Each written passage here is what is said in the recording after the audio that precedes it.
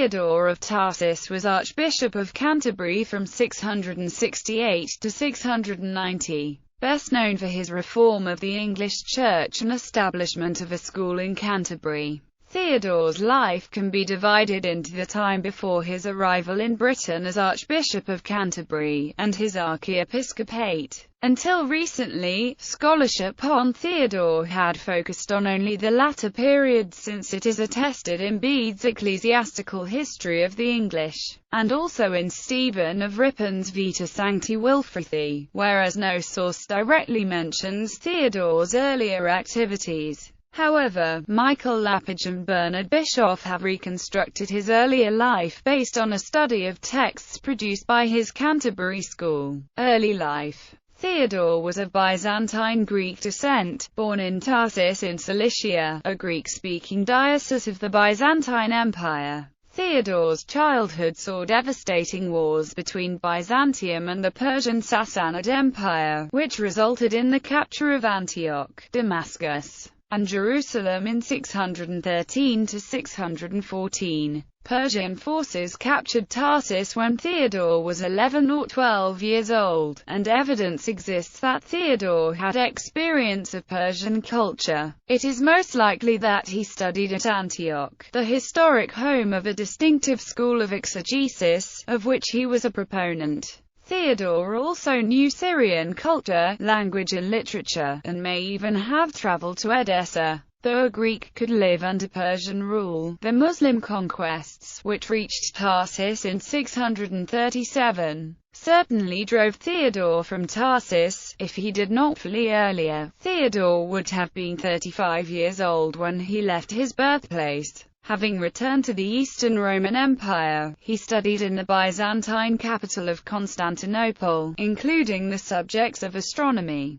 ecclesiastical computers, astrology, medicine, Roman civil law, Greek rhetoric and philosophy, and the use of the horoscope. Anastasius. At this time, in addition to his already profound Greek intellectual inheritance, he became learned in Latin literature, both sacred and secular. The Synod of Whitby having confirmed the decision in the Anglo-Saxon Church to follow Rome, in 667, when Theodore was 66, the See of Canterbury happened to fall vacant. Wighard, the man chosen to fill the post, unexpectedly died. Wighard had been sent to Pope Vitalian by Egbert, King of Kent, and Oswy, King of Northumbria, for consecration as archbishop. Following Wighard's death, Theodore was chosen by Vitalian upon the recommendation of Hadrian. Theodore was consecrated Archbishop of Canterbury in Rome on 26 March 668, and sent to England with Hadrian, arriving on 27 May 669.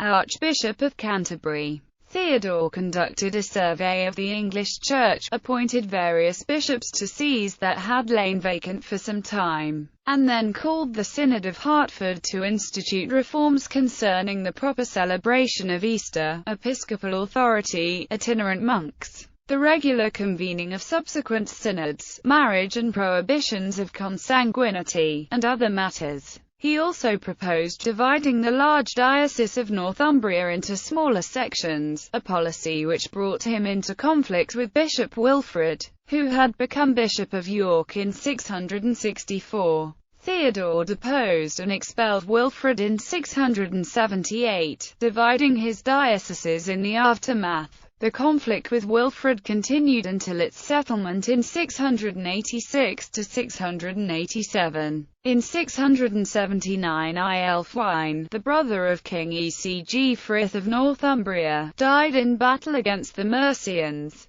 Theodore's intervention prevented the escalation of the war and resulted in peace between the two kingdoms, with King Ethelred of Mercia paying Guild compensation for Aelfwine's death. Canterbury School. Theodore and Hadrian established a school in Canterbury, providing instruction in both Greek and Latin, resulting in a «golden age» of Anglo-Saxon scholarship. They attracted a large number of students, into whose minds they poured the waters of wholesome knowledge day by day. In addition to instructing them in the Holy Scriptures, they also taught their pupils poetry, astronomy, and the calculation of the church calendar. Never had there been such happy times as these since the English settled Britain. Theodore also taught sacred music, introduced various texts, knowledge of Eastern saints, and may even have been responsible for the introduction of the Litany of the Saints, a major liturgical innovation, into the West. Some of his thoughts are accessible in the biblical commentaries, notes compiled by his students at the Canterbury School. Of immense interest is the text, recently attributed to him, called Laticulus Malleolanus. Overlooked for many years, it was rediscovered in the 1990s,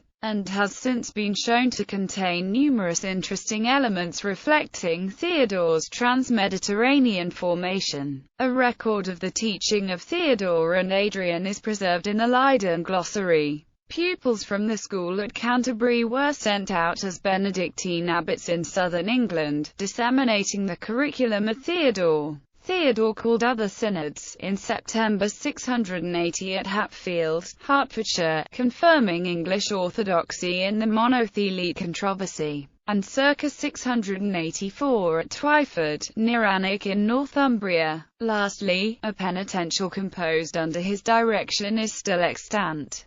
Theodore died in 690 at the remarkable age of 88, having held the archbishopric for 22 years. And was buried in Canterbury at St. Peter's Church. Veneration. Theodore is venerated as a saint on September 19 in the Catholic Church, Church of England, Episcopal Church, and Eastern Orthodox churches. He is also recorded on this day in the Roman Martyrology. Canterbury also recognizes a feast of his ordination on the 26th of March.